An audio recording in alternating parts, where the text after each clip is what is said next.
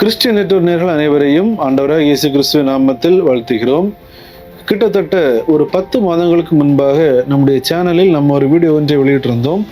அதாவது பாகிஸ்தானில் ஒரு மாற்றுத்திறனாளி கிறிஸ்தவ சகோதரன், ஒரு கண் பார்வையற்ற ஒரு கிறிஸ்தவ சகோதரன் மீது வேண்டுமென்றே அங்குள்ள ஒரு சில மத விரோதிகள் அவர் கிறிஸ்தவர் என்ற ஒரே காரணத்தினால் அவர் மீது பொய்யான குற்றச்சாட்டுகளை சாட்டி அவரை சிறையில் அடைத்திருந்தார்கள். அது மட்டுமல்லாமல் அந்த குற்றத்திற்காக அவருக்கு மரண தண்டனை வரைக்கும் விதிக்கப்படலாம் என்ற செய்திகள் வெளியாகி பெரும் பரபரப்பை ஏற்படுத்தியது. இந்நிலையில் நம்முடைய சேனலில் அந்த வீடியோவை வெளியிட்டு இதற்காக நாம் ஜெபிக்க வேண்டும் என்று நாம் கேட்டுக்கொண்டிருந்தோம்.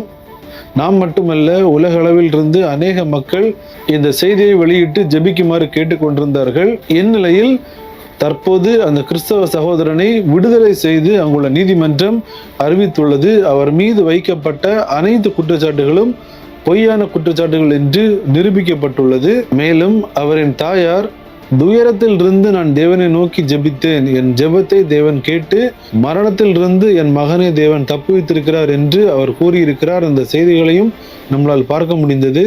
தற்போது எதற்காக அவர் கைது செய்யப்பட்டிருந்தார், எவ்வாறு அவர் விடுதலையானார் என்பதை பற்றி மிக தெளிவாக இந்த வீடியோவில் நாம் பார்க்க இருக்கிறோம். இந்த காணொலியை நீங்கள் கண்டிப்பாக பார்க்க வேண்டும். பாகிஸ்தானில் கிறிஸ்தவர்களுக்கு எதிராக திட்டமிட்டு எப்படியெல்லாம் பொய் குற்றச்சாட்டுகள், பொய் புகார்கள், பொய் வழக்குகள் பதிவு செய்யப்படுகிறது என்பதை இந்த வீடியோவில் நம்ம தெரிந்து கொள்ள முடியும். இந்த வீடியோவை கண்டிப்பாக உங்கள் நண்பர்களுக்கும் பகிர்ந்து கொள்ளுங்கள். அநேக தகவல்களை அறிந்து ஜெபிப்பதற்கு அது ஏதுவாக இருக்கும். வாங்க வீடியோக்குள்ள போகலாம்.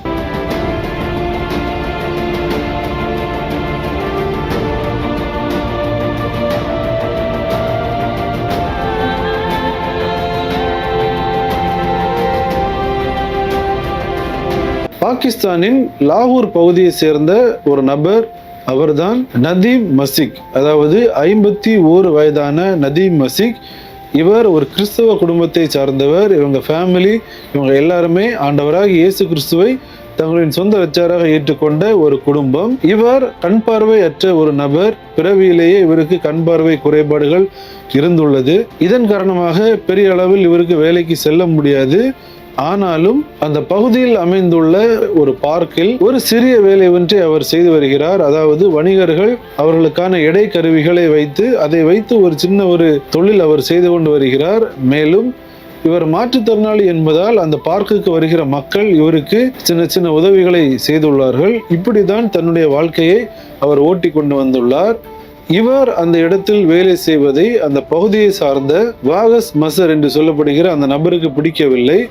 அவரும் அதே பகுதியில் தான் பணி செய்து வருகிறார். குறிப்பாக இந்த சகோதரன் ஒரு கிறிஸ்தவர் என்ற ஒரே ஒரு காரணத்தினால் மதத்தின் பெயரால் அவர் மீது பல்வேறு அடக்குமுறைகளை அந்த நபர்கள் செய்து வந்துள்ளார்கள். குறிப்பாக இந்த மாற்றுத்திறனாளி சகோதரன் இவரிடம் இருக்கும் பணத்தை திருடுவதையும், ஆண்டவராக இயேசு கிறிஸ்துவை பற்றியும் கிறிஸ்தவத்தை பற்றியும் சில விஷயங்களை தவறாக பேசி அவரோடு வாக்குவாதத்தில் ஈடுபடுவதையும், யாராவது இந்த சகோதரனிடம் இருந்து ஏதாவது காசு வாங்கியிருந்தார்கள் அதை திரும்ப கொடுக்க வேண்டும் என்று வரும்போது அந்த காசையும் திருடுவது, இப்படி ஒரு திருட்டு கும்பலாக இவரும் இவரை சார்ந்த நபர்களும் அந்த பகுதியில் இருந்து கொண்டு இந்த கிறிஸ்தவ சகோதரனை மிகப்பெரிய அளவில் கொடுமைப்படுத்தி உள்ளார்கள். இந்த பிரச்சனைகள் பல நாட்களாக சென்று கொண்டே வந்துள்ளது.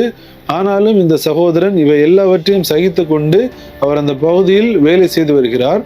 இந்நிலையில் கடந்த 2025ஆம் ஆண்டு ஆகஸ்ட் மாதம் 21ஆம் தேதி வழக்கம் போல இவர் வேலைக்கு அந்த பகுதிக்கு வந்துள்ளார். அந்த நேரத்தில் காலையில் இருந்தே இந்த நபர்கள் இவரிடம் வாக்குவாதத்தில் ஈடுபடுவதும் இவரிடம் பிரச்சனை செய்வதுமாக இருந்துள்ளனர். இவரும் அதனை பொருட்படுத்தாமல் தன்னுடைய பணியை செய்து வந்துள்ளார்.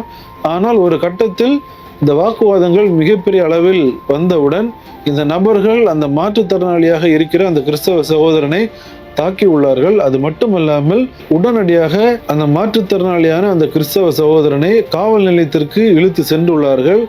அங்கு சென்று காவலர்களிடம் பொய்யான புகார் ஒன்றையும் பதிவு செய்துள்ளார்கள். அதாவது இந்த நபர் மத நிந்தனை செய்தார், அதாவது தெய்வ நிந்தனை செய்தார்.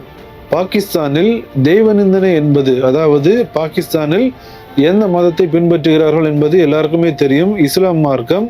அந்த மார்க்கத்தை சார்ந்த அவர்களின் இறை தூதுவரையோ அவர்கள் வணங்குகின்ற தெய்வங்களையோ தவறாக பேசினால் அது தெய்வ நிந்தனை குற்றம் என்று அவர்கள் மீது வழக்கு பதிவு செய்யப்படும்.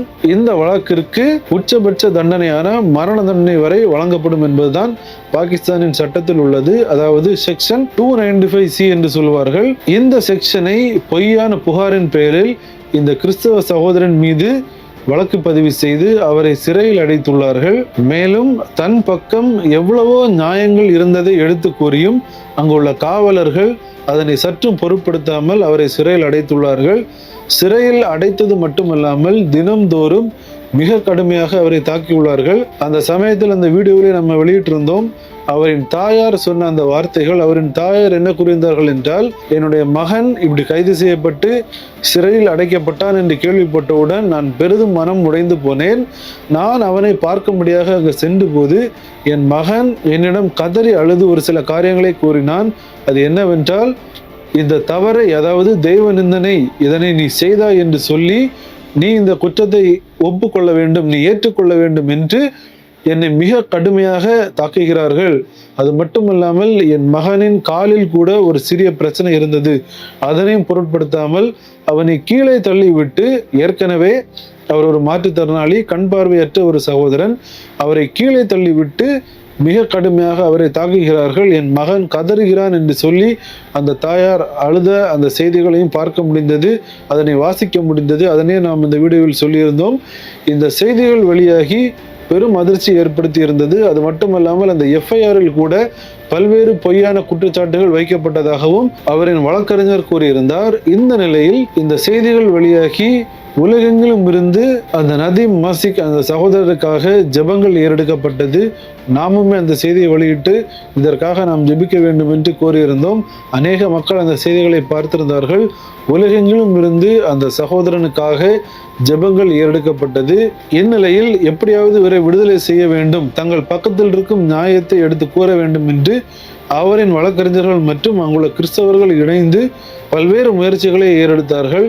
அதன் விளைவாக கடந்த சில தினங்களுக்கு முன்பாக ஜூன் 22 பாகிஸ்தானின் லாகூர் பகுதியில் அமைந்துள்ள கூடுதல் அமர்வு நீதிமன்றம், அதாவது அடிஷனல் செஷன் ஜட்ஜ் கோர்ட், இந்த கோர்ட்டின் முன்பாக நீதிபதி சாத் சல்மான் கான் அவர்களின் முன்பு இந்த வழக்கு விசாரணைக்கு வந்தது. இந்த வழக்கை விசாரித்த அந்த நீதிபதி இந்த கிறிஸ்தவ சகோதரன், மாற்றுத்திறனாளி சகோதரன், அவர் மீது வைக்கப்பட்டிருந்த அந்த குற்றச்சாட்டுகள் இவை எல்லாமே பொய் என்பதை கண்டறிந்து உடனடியாக அந்த கிறிஸ்தவ சகோதரனை விடுதலை செய்ய வேண்டும் என்ற ஒரு தீர்ப்பு ஒன்றை அவர் வெளியிட்டுள்ளார்.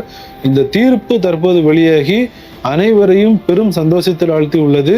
அவரின் தாயார் என்ன கூறியிருக்கிறார் என்றால், என் மகன் கைது செய்யப்பட்டு நான் பெரிதும் துயரத்தில் இருந்தேன். இவ்வாறு துயரத்தில் இருந்து நான் ஜெபித்த என் ஜெபத்தை தேவன் கேட்டு மரண நிழலில் இருந்து என் மகனை அவர் காப்பாற்றியிருக்கிறார் என்று அவர் கூறியிருக்கிறார் என்ற அந்த செய்திகளை வாசிக்க முடிந்தது. அனைத்து மக்களின் ஜெபத்திற்கும் பதில் கிடைத்துள்ளது என்பதை நம்மளால் பார்க்க முடிகிறது. இந்த தீர்ப்பு அனைவருக்கும் பெரும் சந்தோஷத்தை ஏற்படுத்தி உள்ளது. தேவனுக்கே மகிமை உண்டாகட்டும். கிறிஸ்துவுக்குள் பிரியமானவர்களே, இதே போன்றுதான் பாகிஸ்தானில் பல்வேறு கிறிஸ்தவர்கள் இன்னும் சிறையில் அடைக்கப்பட்டுள்ளார்கள். அவர்களும் விடுதலை செய்யப்பட வேண்டும்.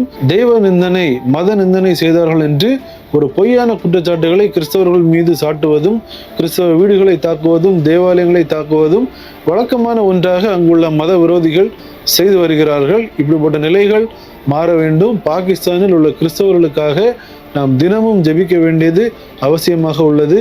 இந்த சந்தோஷத்தின் செய்தியை தவறாமல் உங்கள் நண்பர்களுக்கும் பகிர்ந்து கொள்ளுங்கள். ஜெபத்திற்கு நிச்சயம் பதில் உண்டு என்பதை இந்த காணொளி நமக்கு மிக தெளிவாக உணர்த்தி உள்ளது. மீண்டும் இன்னொரு வீடியோவில் உங்களை சந்திக்கிறேன். தேவன் தாமே நம் அனைவரையும் ஆசீர்வதிப்பாராக. ஆமென்.